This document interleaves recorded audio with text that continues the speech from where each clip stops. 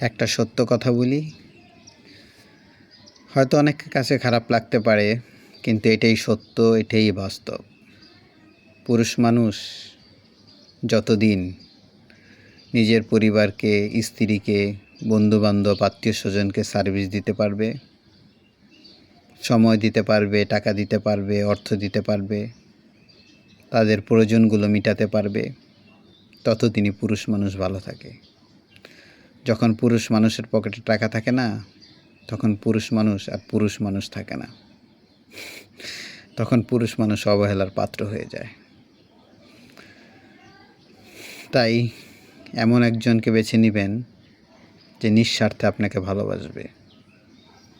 সেই মানুষগুলো পাওয়া খুব কঠিন, কিন্তু তারপরে এই পৃথিবীতে ভালো মানুষ আছে। আর ভালো মানুষ যদি না থাকতো, এই পৃথিবীটা আর টিকে থাকতো না। তো আশা করি আমার কথা বুঝতে পেরেছেন। আসসালামু আলাইকুম।